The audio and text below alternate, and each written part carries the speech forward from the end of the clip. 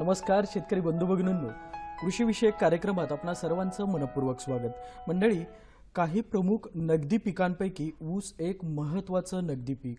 याच ऊसाचा एकूणच उत्पादन वाढीकरिता साखर उतारा जास्तीत जास्त येण्याकरिता म्हणून आपल्याला योग्य ते मार्गदर्शन घेऊन योग्य ते व्यवस्थापन करणं महत्त्वाचं। याच व्यवस्थापनातला महत्त्वाचा टप्पा असतो तो म्हणजे वाणांची निवड करण्याचा। आजच्या भागामध्ये आपण ह्या संदर्भात सविस्तर माहिती घेणार आहोत की कशा पद्धतीने हंगामनिहाय आपण वाणांची निवड करायला हवी।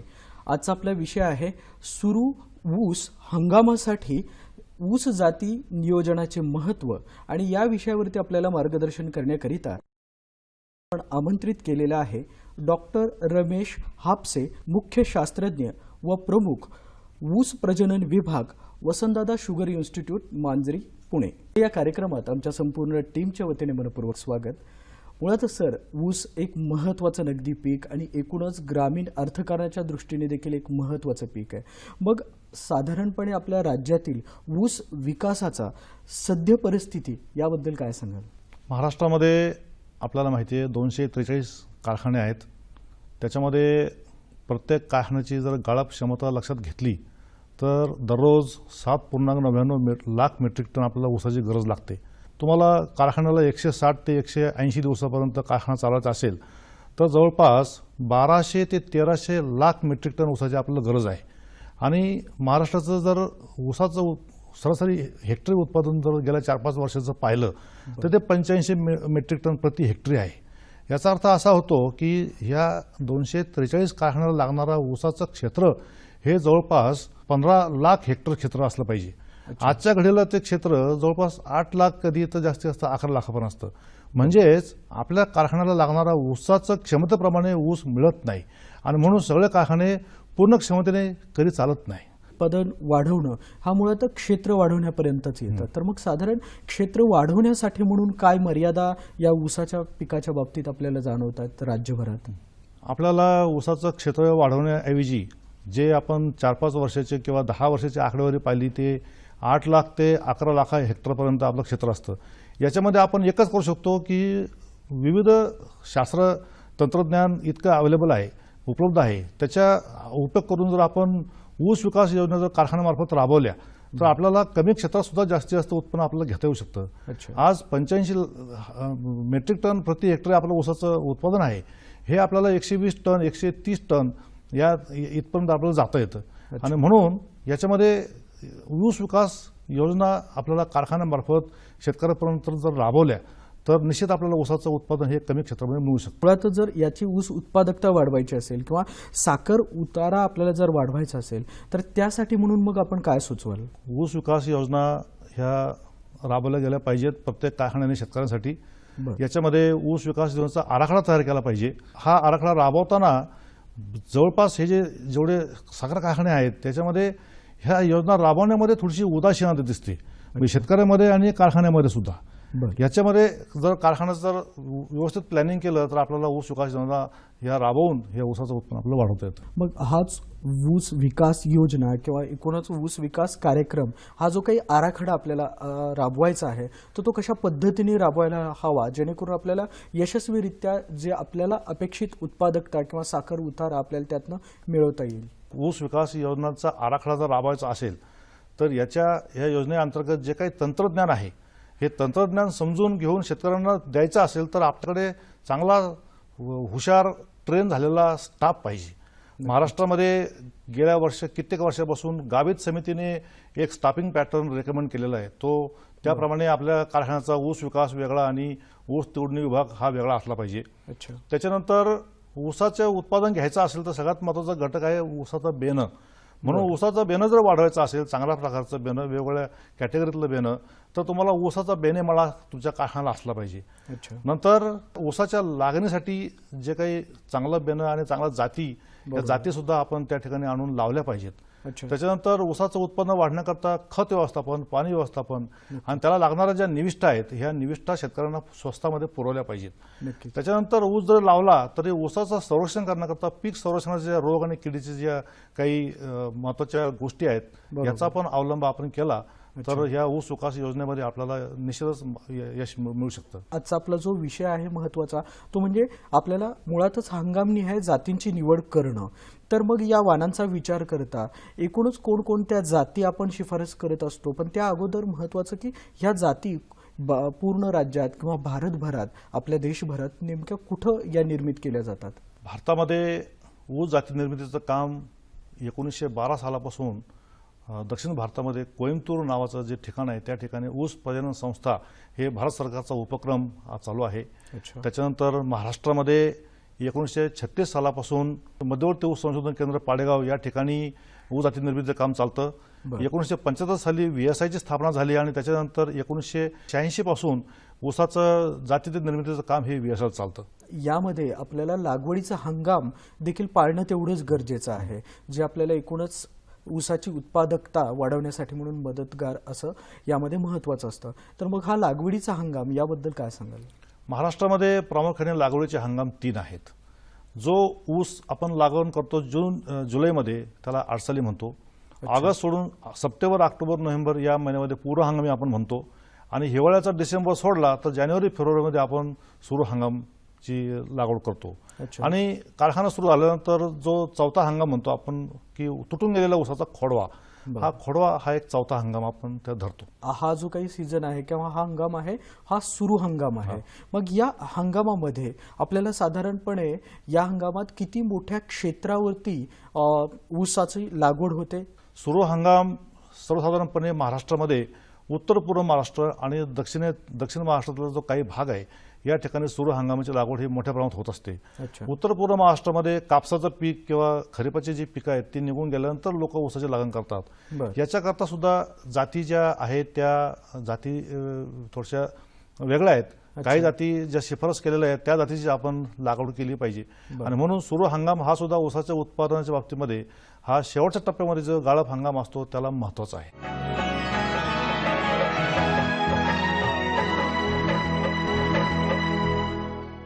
सुरू हंगामासाठी म्हणून कोणकोणत्या जातींचे आपल्याला नियोजन करायला लागतं, निवड करायला लागते? सुरू हंगामामध्ये आपण जो ऊस लावतो त्या ऊसाची तोडणी साधारणपणे वयाच्या 12 महिने ते 13 महिने किंवा जास्तीत 14 महिन्यापर्यंत होत असते.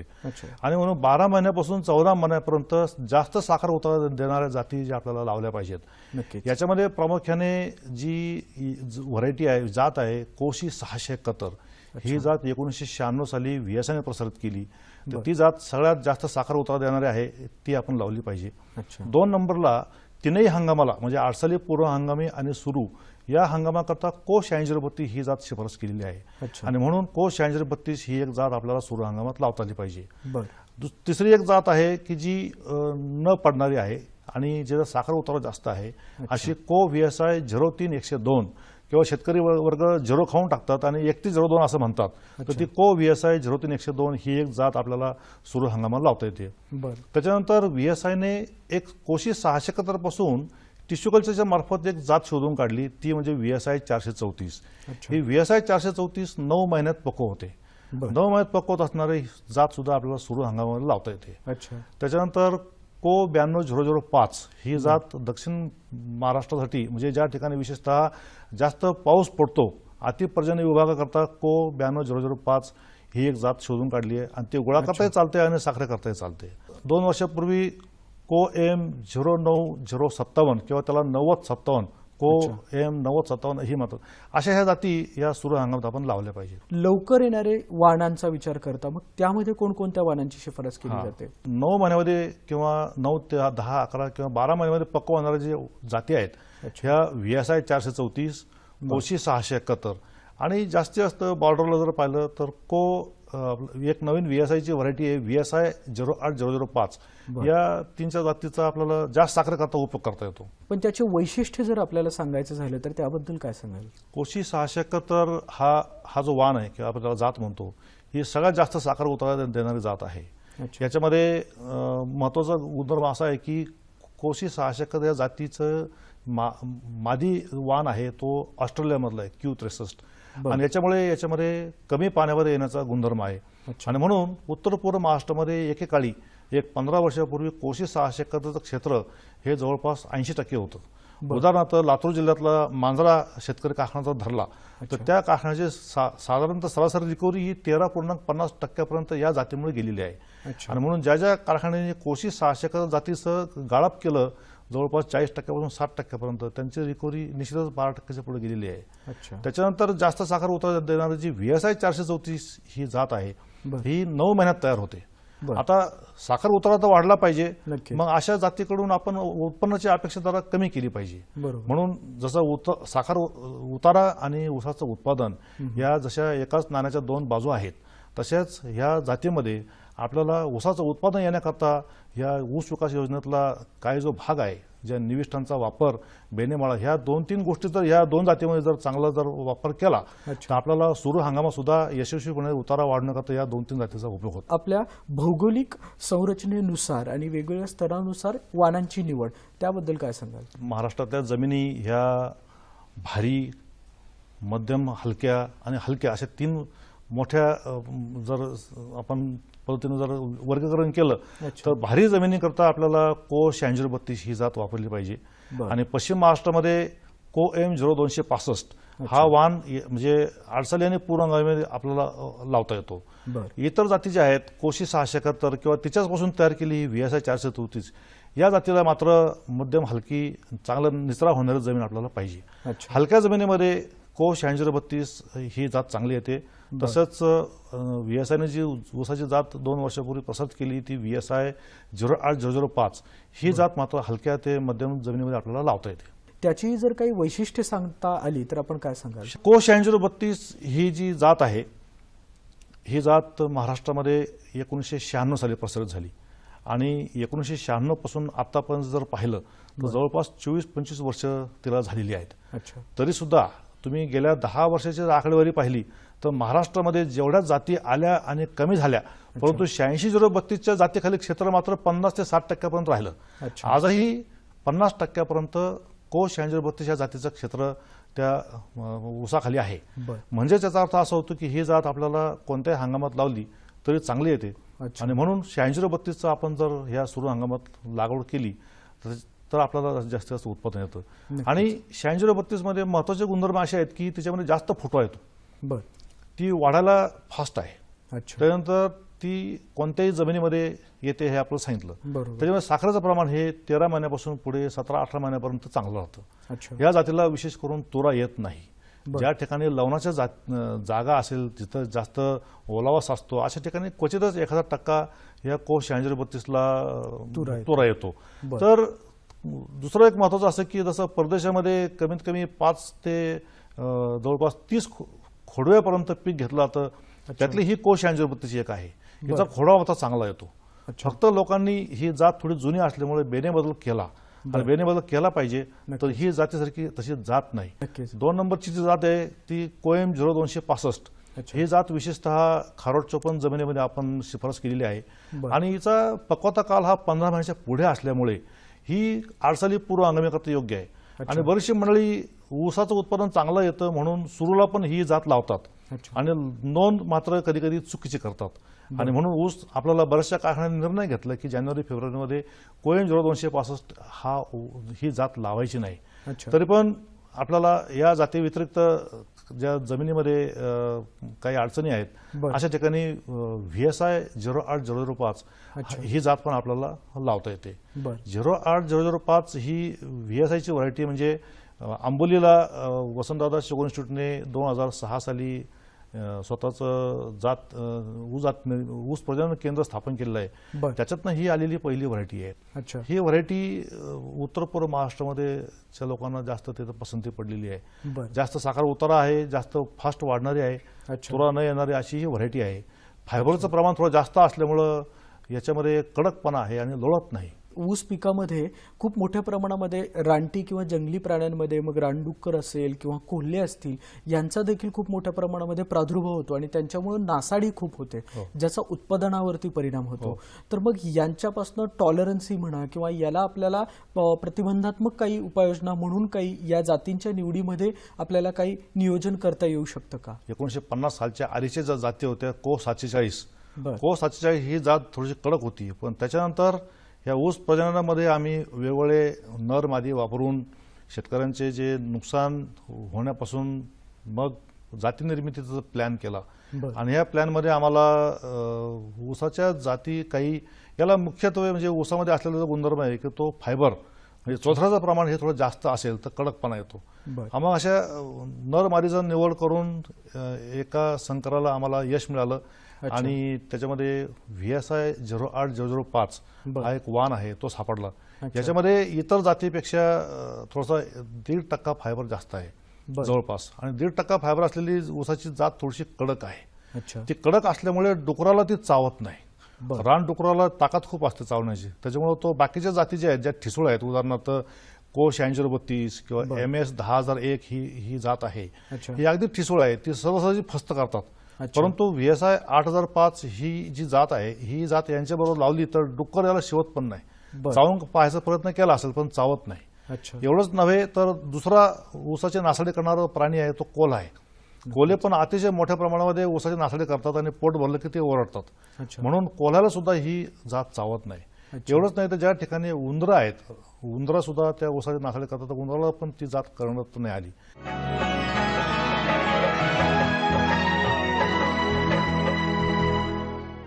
सध्याच्या परिस्थितीमध्ये असं दिसून येतं की खूप मोठ्या प्रमाणामध्ये ऊसाला तुरा दिसतो. तर मग असे तुरे असणं किंवा मग ह्या तुरा नसलेल्यांपैकी जर आपल्याला काही वाणांची निवड करता येऊ शकते का, आणि तुरा असणं आणि नसणं याचा एकूण ऊस उत्पादकतेवरती काय परिणाम होतो? जसं बाकीच्या पिकामध्ये ज्वारीचे कणस, बाजरीमध्ये कणीस, तसं ऊसामध्ये कांडी येण्याचं, लांब कांडी, जाड कांडी येण्याचं गुणधर्म आपल्याला असलेल्या व्हरायटी पाहिजेत, जेणेकरून ह्या कांड्या येत राहिल्या पाहिजेत. त्याला तुरा न येण्याचा गुणधर्म म्हणतात. तुरा जर आला तर ज्या कांडीपासून कळी तयार होते, कळीपासून फुल तयार होतं, अशा कळी न येणाऱ्या व्हरायटी ज्या आहेत त्याच्यामध्ये को 8632 ही एक जात आहे. त्याच्यानंतर न पडणारी किंवा न लोळणारी जी व्हरायटी आपण शोधून काढली VSI 03102, हा एक वाण असा आहे की याला तुरा येत नाही. म्हणून आपण जर चित्र पाहिलं तर दक्षिण महाराष्ट्रामध्ये विशेषतः दरवर्षी ऊसाला तुरा येतो. परंतु ह्या वर्षी पाऊसमान जर पाहिलं तर आपण जून महिन्यापासून तर कंटिन्यू तुम्हाला सप्टेंबरपर्यंत पाऊस चालू होता, त्याच्यामुळे संपूर्ण महाराष्ट्रामध्ये तुराचं प्रमाण हे सगळ्याच जातीला जास्त आलं. पण त्याच्यामध्ये 86 को 8014, को VSI 03102 या 3 जातीला तुरा आलेला नाही. आणि म्हणून शेतकऱ्यांनी इथून पुढे अशी काळजी घेतली पाहिजे की आपल्या ऊसात तुरा येतो ना, मग जर तुरा येतो त्या लावायचे नाहीत. त्याच्याऐवजी नियोजन असं केलं पाहिजे, प्लॅनिंग असं केलं पाहिजे की तुमच्या प्लॅनिंगमध्ये को 8632, को VSI 03102 आणि को 8014 या अशा तुरा न येणाऱ्या जातीचा समावेश आपण केला पाहिजे. साहजिकच तुरा आला की ऊसाचं उत्पादन कमी होतं, परंतु तुरा आल्यानंतर सुद्धा जवळपास 1.5 महिन्यापर्यंत म्हणजे 45 दिवसापर्यंत ऊसाचं उत्पादन स्थिर राहतं.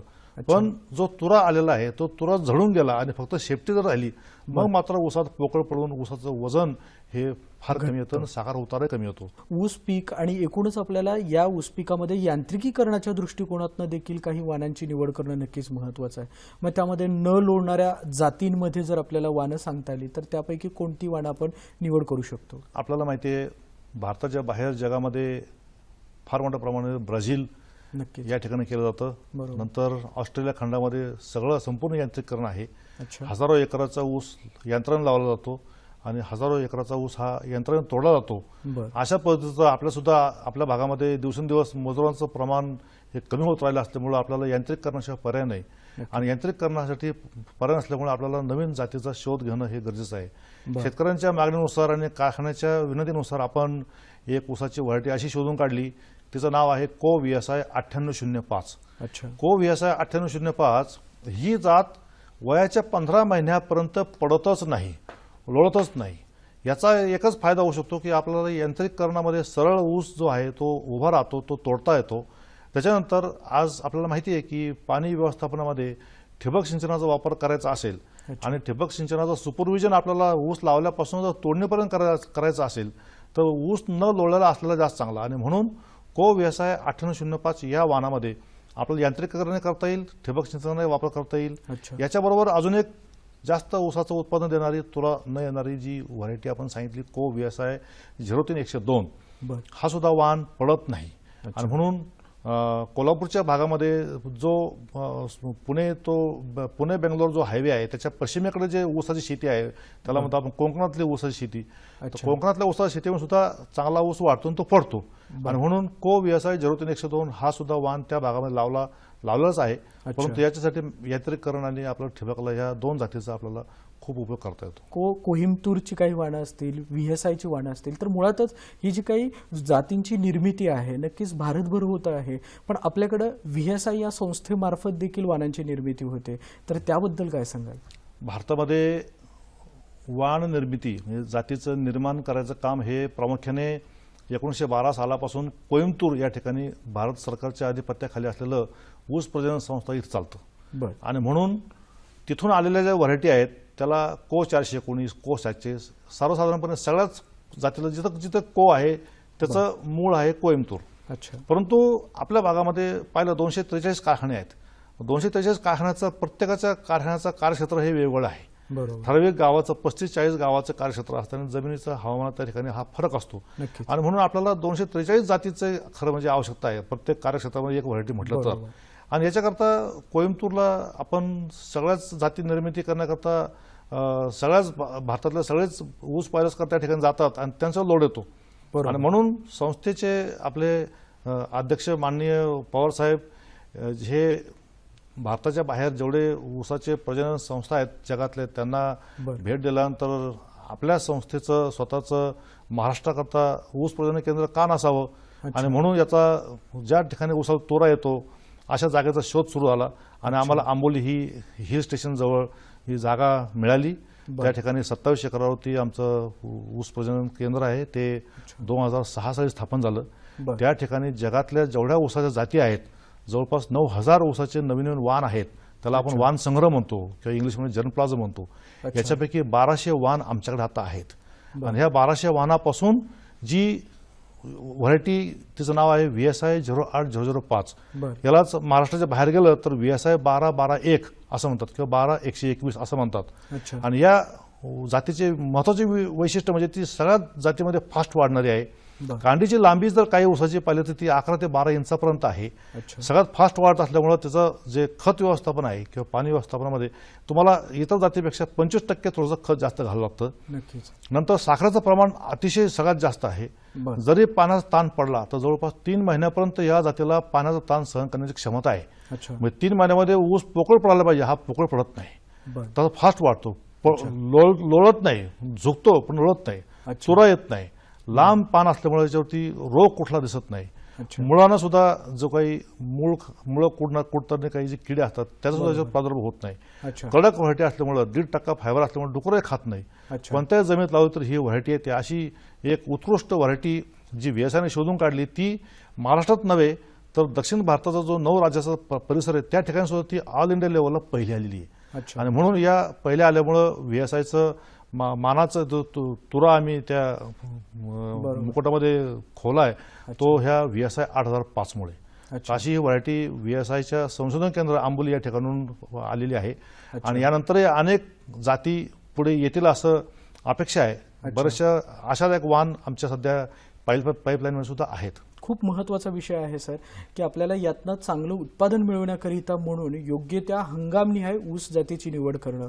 मग आजच्या आपल्या या विषयानुरूप सह्याद्री वाहिनीच्या प्रेक्षकांना, शेतकरी बांधवांना आजच्या या कार्यक्रमाच्या निमित्ताने आपण काय संदेश द्याल? सुरू हंगामामध्ये सुद्धा बऱ्याच शेतकऱ्यांनी 100 टन एकरी इतकं उत्पादन घेतलेलं आहे. आणि हे उत्पादन जास्तीत घ्यायचं असेल तर योग्य जातीची निवड या सुरू हंगामात करून योग्य खत व्यवस्थापन, पाणी व्यवस्थापन, संतुलित खत मात्रा, त्याचं वेळोवेळी सुपरविजन स्वतःच्या समोर आपण जर वापरलं तर मला असं वाटतं पूर्व हंगामाने अडचणी या पिकामध्ये जेवढं उत्पन्न मिळतं त्याच्या जवळपास आपल्याला या सुरू हंगामामध्ये उत्पन्न मिळू शकतं. आज महाराष्ट्रामध्ये 370 मेट्रिक टन एका हेक्टरला उत्पन्न घेणारे काही शेतकरी आहेत. बरं. यांच्यापासूनही आपल्याला अशी आपल्याला शिकवण मिळते की नक्कीच. हंगाम कुठलाही असू द्या, सिन्सिअरली जर आपण प्रामाणिकपणे जर हे शेताचं सुरू हंगामात जरी लागण्याचं काम केलं तर मला असं वाटतं आपल्या हाताने फायदा जो हा आपल्या हातामध्ये आहे. नक्कीच. तर सर, खूप महत्त्वाचा विषय आहे. या महत्त्वाच्या विषयावरती आपण या कार्यक्रमात सहभागी होऊन मार्गदर्शन केलं त्याबद्दल धन्यवाद आणि आपल्या पुढील वाटचालीसाठी शुभेच्छा. नमस्कार. नमस्कार.